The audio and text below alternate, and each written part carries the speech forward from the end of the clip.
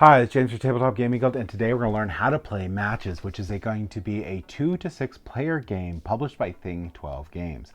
In this game, you're going to be trying to burn it all down.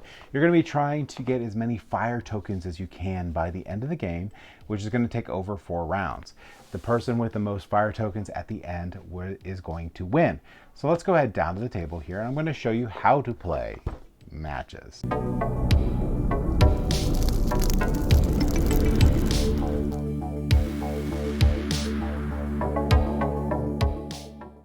All right, so this is the game of Matches. In the game of Matches, we're going to play over 4 rounds here. And at the end of the 4th round, the player who has the most of these burn tokens here is going to win the game. Now you have yellow tokens, which are worth 1, and red tokens, which are worth 5. This is a finite resource here. So once we run out, you're going to continue playing to the end of the 4th round. But if there's nothing available in the reserve here, you're not going to be taking any fire tokens in. So that's one thing to keep in mind. And at that point, you're going to want to really pay attention to tiebreakers, and just in case there's a tie, and that would be your goal to meet, which we'll go over in a minute. So you're going to be getting these fire tokens throughout the game. That's going to be what you're going to use to win. Well, how do you play the game itself? Well, there's 2 decks here. So this deck here, we're not going to worry about for right now. We're going to swing back to that at the end here, and I'm going to show you how to play with this optional deck, which I think is really cool. But for now, we're going to set that aside. A couple things to mention. The game comes with this really, really nice bag here that you could put all your fire gems in. Really nice quality. Really appreciate they did that. And the box here looks like a matchbox, which I really think is really, really cool. Very high quality too. Like it a lot. All right, so what are we going to do? Well, first we're going to pick who the lead player is, and that player is going to be the last player to have been burned. Or you can, choose that lead player any way you want. But anyway, you'll have a lead player. That lead player is going to deal out cards. Now, if this is anything but a 6-player game, you're going to deal out 10 cards. If this is a 6-player game, you're going to deal out 9 cards. And that's going to be the same for every round, for all 4 rounds. You'll get your hand of cards, and the lead player is going to take a look. And before they play their first card in the first round, they're going to set aside 4 of these yellow fire tokens for the 4 other rounds here, or for the 4 rounds. So I have my stuff here, and I'm going to now think about what I'm going to have for my lead card here. And I then, before I put it out, I'm going to give the player to my left 1 fire token, the player to their left 2 fire tokens, the player to their left 3 fire tokens, and so on. But I will start with the 0. Because when I place this down, I'm going to pick a card, place it face up, and put a fire token on it, not from my supply. So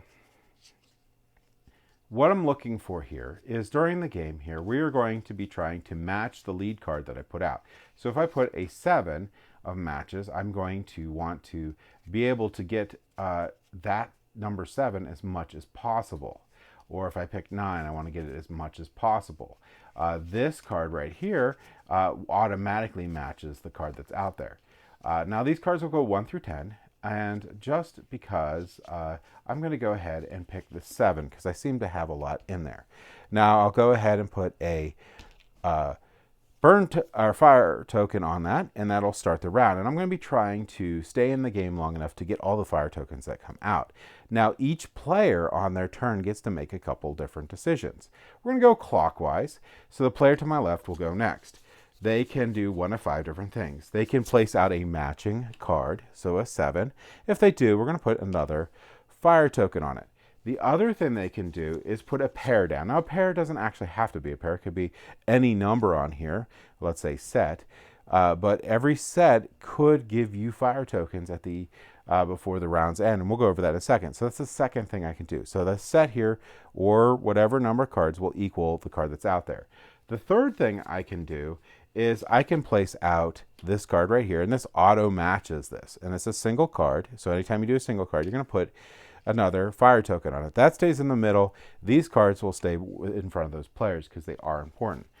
The fourth thing I can do is, let's say I don't have the ability to equal the 7 with what I have. Let's say I have a 1 and a 9, or 6 and a 9 left.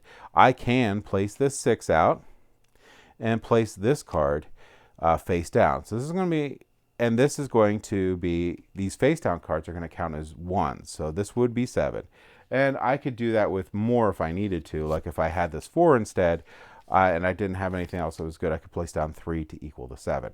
That's the 4th thing I can do. The final and 5th thing that I can do is, if I can't do any of the other four things, or I decide that I don't want to, I can burn out. What happens when you burn out? Well, when you burn out, you're going to get a fire token for every set that you put out. Now, a set can have more than 2 cards in it, or a pair can have more than 2 cards in it, but that will only count once for each one. So I will get a fire token for each one, and I'm out of the round. Now, it's important to know that once you burn out, you can't be affected by anything else in the game. So when we play with these optional cards, they can't target you. Also, the first person to burn out is going to gain the lead fire token right here, or lead first player token. So we're going to keep going until everybody but one person burns out. The last person who didn't burn out is going to get all the fire tokens from the middle of the board. The only thing is they're not going to get any fire tokens for their sets. And that'll end the round.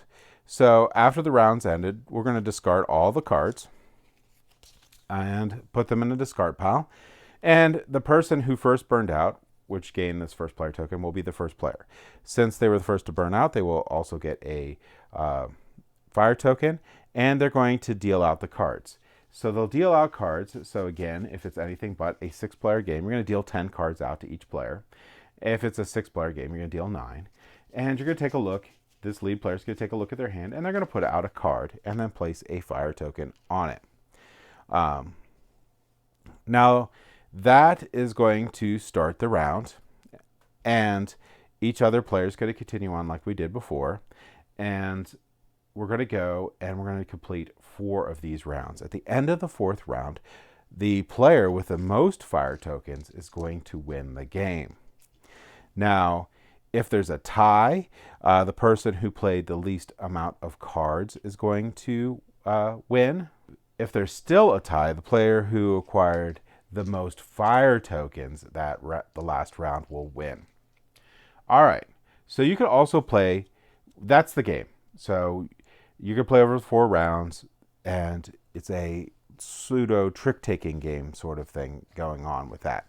But there is an optional rule for this game here where you can play with these burn cards. And the way this works is you're going to have unique abilities for these cards here. Now, there are some duplicates of some of them, but each of these types are going to give you, actually, I don't know if there's duplicates, but each of these cards is going to have a unique game effect that you can do. Most of these are going to be instantaneous when you purchase them. They occur. Some of them are going to have a duration, and when the duration ends, you just flip the card back to its backside so you could show that the card is no longer in play. But what you're going to do is that before the game starts, you're going to place out 4 of these cards. And this is going to be the market people can spend their burn tokens on. And the way this is going to work is the farthest out is going to be 1 burn token, 2, 3, and 4. And on your turn, as a free action, you may spend your fire tokens to purchase a card and then fire off its effect. Once you purchase one, so let's say I purchase this one, you'll move all the others down and you'll place a new card out. So these ones will now become cheaper. And that is basically the rules for explaining these burn cards here. So it's really easy to get ahead. You may decide to put these cards in immediately when your first game. However, I do think you might want to run through one game before you put them in. But other than that, these are pretty much an auto-include all the time for me. They were really cool and add an extra layer to the game. So that's the burn cards. That's how you play the game. A couple other things I'll mention is just going on with the component quality of this game here. The component quality of this game is amazing. They really, Take 12 Games really puts a lot of thought into making sure their games are really high quality.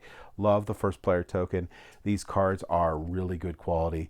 They're going to last a really long time. The rule book was really well laid out. It has examples in there. Let's see if we find it here. It has really, I love the art that they put in everywhere. It has really good examples for everything and how to play. And It comes with like newspaper clippings that are really fun to read. And also, I'm a really, really big fan of the two-player game that they came out with, which is the Seals of Cthulhu. And they have this little, I guess, promo pack that you get inside there. And it comes with another little letter here. Because in that game, the Seals of Cthulhu, there's all sorts of really cool newspaper clippings, all sorts of really cool things to look at that are little add-ons in there, and then you get another Elder God that you could play in the game with, which I think is amazing. I really think that was cool that they did that, and I'm really happy I have that for my Seals of Cthulhu game. All right, so that's going to be how you play matches. Thank you for watching.